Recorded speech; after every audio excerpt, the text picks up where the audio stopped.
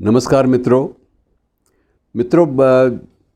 जब हम कृष्ण मार्गी या कृष्ण भक्ति की बात करते हैं और कृष्ण भक्ति परंपरा का जब चर्चा हिंदी साहित्य में होता है तो उस वक्त बहुत सारे महत्वपूर्ण और रुचिकर प्रसंग जो हैं वो सामने आते हैं।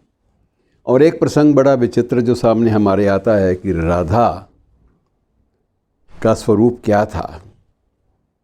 अब राधा के बारे में इतनी ज़्यादा किंवदंतियाँ हैं, इतनी ज़्यादा जनश्रुतियाँ हैं, और कई बार ये लगता है कि ये जनश्रुतियाँ जो हैं और ये जो किंवदंतियाँ हैं ये किस तरह से इतिहास का एक ना कट पाने वाला अध्याय बन जाती हैं।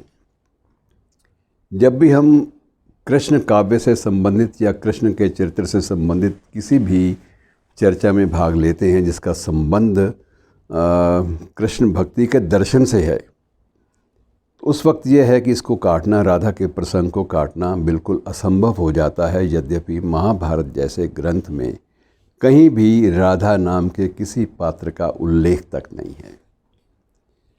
अब हमने इसको प्रतीक के रूप में चुना या इसकी एक परिकल्पना अपने ढंग से की, कृष्ण को व्याख्यायित करने के लिए, ये बात स्पष्ट नहीं है और इस बारे में विद्वानों का भी कोई एक सर्वसम्मत निष्कर्ष पर पहुंचना संभव नहीं हो पा रहा, अब तक नहीं हो पाया। और बहरहाल अब ये बहस बंद कर दी गई है कि ये राधा का अस्तित्व था या नहीं था। राधा जहाँ एक पूरे के पूरे आंचल ही नहीं बल्कि पूरी की पूरी एक कल्चर, पूरी की पूरी एक संस्कृति में इस कदर छा चुकी है कि उसको किसी भी स्वरूप में, किसी भी तरह से उसको उस कृष्ण की भक्ति के दर्शन से अलग करना संभव रहा ही नहीं। तो ये स्वीकार कीजिए कि राधा का अस्तित्व था। अगर नहीं भी था तो वो अस्तित्व स्वीकार किया जाना आवश्यक लगता है, वरना राधा के साथ साथ हमें कृष्ण भक्ति मार्ग की बहुत सारी बातों को भी हमें हाशिए पे सरकाना पड़ेगा और उनको भी हमें नकारना पड़ेगा, जो कि किसी को भी सहन नहीं होगा। और एक पूरा का पूरा जो एक साम्राज्य है, एक छवि बनी हुई है, वो छवि बिल्कुल तहस नहस हो जाती है। और मित्रों, रुचिकर विवाद बहुत सारी बातों पर हैं। उम्र को लेकर विवाद है, बहुत सारे ग्रंथ, बहुत सारी पौराणिक ग्रंथ, मैं उल्लेख विशेष रूप से करना चाहूँगा यहाँ स्पष्ट कि पौराणिक ग्रंथों में राधा और दोनों के जीवन में, जीवन चरित्र में, जीवन जो प्रक्रिया है उसमें कहीं 7 वर्ष, कहीं 12 वर्ष का अंतर दिखाया गया है कि राधा बड़ी है। और कहीं कहीं ये भी है कि ये जो उम्र का जो मामला है ये कहीं भी तय नहीं हो पाता। और एक ग्रंथ में, एक पुराण में, शायद वैवर्त पुराण में ये उल्लेख भी है कि राधा बड़ी नहीं थी, राधा कृष्ण से छोटी थी। और तीसरे में एक पुराण में ये है, शायद मत्स्य पुराण में, कि ये दोनों का जीवन का कोई अंतर नहीं था, सोपान को निर्धारित नहीं किया जा सकता।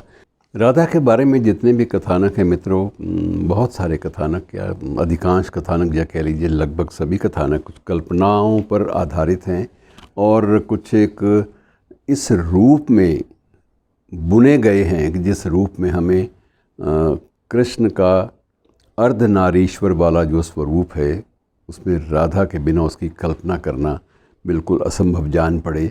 इस एक प्रतीक को लेकर राधा का चरित्र बुना गया। अब इसमें कितने तथ्य हैं, कितना इतिहास है, कितनी जनश्रुतियाँ हैं, किंवदंतियाँ हैं, इन बातों का निर्णय शायद हो भी नहीं पाएगा। और अब तो ये इनको वैसे भी नकार दिया गया है कि इस बहस में पड़ना ही नहीं चाहिए। अस्तित्व जो है वो एक जो कृष्ण मार्गी जो भक्ति दर्शन है उसका आधार है, इसलिए इसको स्वीकार करना जो है, इसके अलावा हमारे पास कोई विकल्प नहीं है कि जब हम एक दर्शन को स्वीकार नहीं करते तो हमें बहुत सारी जो हमारे सामने बिंब विधान हैं उन सब को नकारना पड़ेगा, जो संभव नहीं है।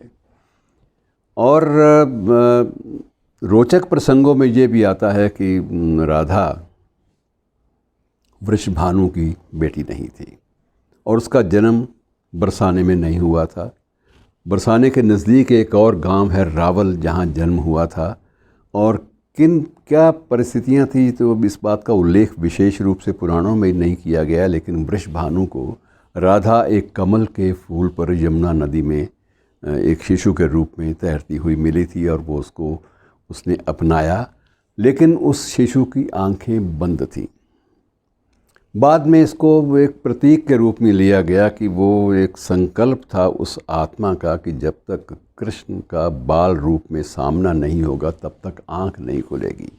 बहरहाल ये सब चीज़ें किस रूप में और कितने ज़्यादा एक अंतरंग भाव से बुनी गईं, ये आप देखिए कि ये आश्चर्य की बात है। ये हमारी सृजनशीलता का भी एक अद्भुत नमूना है और इस बात का भी एक अद्भुत प्रमाण है कि हमने किस तरह से अपने इष्ट को, अपने जिनको हम डेटीज़ कहते हैं कि ये बरसाने की डेटी हैं या राधा की अपना पूरे के पूरे वृंदावन की डेटी हैं, उस सारे अंचल की, सारे जनपद की, और उसको अलग अलग नामों से जाना गया। उसके जो सखी स्वरूप थे उनको अलग अलग विभाजित किया गया, लेकिन उसके बारे में प्रामाणिक जो सामग्री है, एक निष्कर्ष निकालना संभव नहीं हो पा रहा। स्थान स्थान पर जगह ऐसी हैं। वृंदावन के बाहरी क्षेत्र में एक स्थान है जहाँ लिखा हुआ है कि इस स्थान पर कृष्ण और राधा जी का विवाह हुआ था, जबकि विवाह का जो प्रकरण है पूरे के पूरे राधा वल्लभ संप्रदाय में भी नहीं है। तो एक प्रकार से क्या है स्वरूप इनका, इस स्वरूप को समझना बहुत मुश्किल है। और इसमें मैं थोड़ा सा याद करना चाहूँगा धर्मवीर भारती को, जिन्होंने हमें महाभारत के कथानक और महाभारत के जो कृष्ण के नायकत्व का जो पहला भाग है उससे हमें परिचित कराया। उस पहले भाग में कनुप्रिया के रूप में राधा को लिया और कनुप्रिया पर जब ये दबाव पड़ता है कि उसे कृष्ण के जो वास्तविक स्वरूप है उसको स्वीकार करना चाहिए, तो उस वक्त वो कैसे उस बात पर अपनी प्रतिक्रिया देती है। धर्मवीर भारती की जो काव्य साधना है उसके माध्यम से आप जानने का प्रयास कर सकते हैं। बड़े रुचिकर ढंग से कुछ एक पंक्तियाँ मैं पढ़ देता हूँ और फिर प्रयास करेंगे कि ये राधा का जो प्रकरण है ये 2 या 3 प्रसंगों में चले, क्योंकि इसमें बहुत सारे ऐसे पहलू हैं जिनका संबंध केवल धार्मिक आस्थाओं से नहीं है बल्कि एक दार्शनिक आस्थाओं से भी जुड़ा हुआ है। और जिस प्रसंग का आज मैं उल्लेख कर रहा हूँ उसमें विशेष रूप से राधा से बार बार ये आग्रह परिस्थितियों का भी है और उद्धव जैसे विद्वानों का भी है और जितने भी जो ज्ञान मार्गी थे उनका आग्रह है कि तुम उसके उस रूप को स्वीकार करो जो कृष्ण ने गीता में दिया है। और इस पर राधा का जो आग्रह है, जो कनुप्रिया का जो आग्रह है, उसके बारे में थोड़ी सी पंक्तियाँ आप सुन लीजिए कि अच्छा मेरे महान कनु, कि अच्छा मेरे महान कणु, मान लो कि क्षण भर को मैं ये स्वीकार लूँ। कि अच्छा मेरे महान कणु, मान लो कि क्षण भर को मैं ये स्वीकार लूँ कि मेरे ये सारे तन्मयता के गहरे क्षण सिर्फ भावावेश थे, सुकोमल कल्पनाएं थी, रंगे हुए अर्थहीन आकर्षक शब्द थे। कि मान लो मैं ये स्वीकार लूँ कि मेरे ये सारे तन्मयता के गहरे क्षण सिर्फ भावावेश से, सुकोमल कल्पनाएं थी, रंगे हुए अर्थहीन आकर्षक शब्द थे। और मान लो क्षण भर को मैं ये स्वीकार लूँ कि पाप पुण्य, धर्म अधर्म, न्याय दंड, क्षमाशील वाला तुम्हारा ये युद्ध सत्य है, तो भी मैं क्या करूँ करूँ। मैं तो वही हूँ तुम्हारी बावरी मित्र, जिसे उतना ही ज्ञान मिला जितना तुमने उसे दिया। और जितना तुमने मुझे दिया है अभी तक, उसे पूरा समेट कर भी आसपास जाने कितना है तुम्हारे इतिहास का, जिसका कुछ अर्थ मुझे समझ में नहीं आता।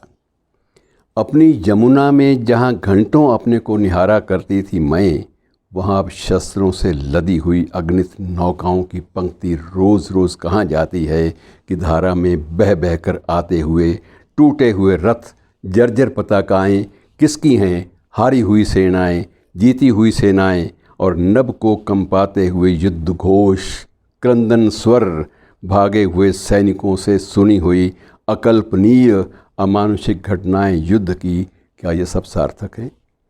क्या ये सब सार्थक हैं? चारों दिशाओं से उत्तर को उड़ उड़ कर जाते हुए गृद्धों को क्या तुम बुलाते हो जैसे बुलाते थे भटकी हुई गायों को? तो एक उसके जो एक कृष्ण का जो दूसरा रूप है, युद्ध की जो भूमिका है कृष्ण की, जो महाभारत काल का एक दूसरा महत्वपूर्ण अंग है, उसको राधा अपनी भावनात्मक संवेदनाओं के द्वारा कैसे नकारती है, इसका आगे लंबा चौड़ा इतिहास है। और अंतिम पंक्ति इसी की मैं पढ़ के आपसे आज विदा लूँगा, क्योंकि इस पर फिर अगला जो है एक प्रकरण आपके सामने लेकर आऊँगा कि जितनी समझ तुमसे अब तक पाई है कणु, कि जितनी समझ तुमसे अब तक पाई है कणु, उतनी बटोर कर भी कितना कुछ है जिसका कोई अर्थ मुझे समझ में नहीं आता। अर्जुन की तरह कभी मुझे भी समझा दो, सार्थकता क्या है बंधु। अर्जुन की तरह कभी मुझे भी समझा दो, सार्थकता क्या है बंधु। मान लो मेरी तन्मयता के गहरे क्षण रंगे हुए अर्थहीन आकर्षक छप थे, तो फिर सार्थक क्या है करूं। और इन्हीं शब्दों के साथ मैं आपसे विदा लेता हूं, और ये आश्वासन कि इस विषय का एक दार्शनिक जो विवेचन है वो अगले प्रकरण में आपके सामने प्रस्तुत करूंगा, कुछ जानकारी आपसे बांटेंगे। धन्यवाद।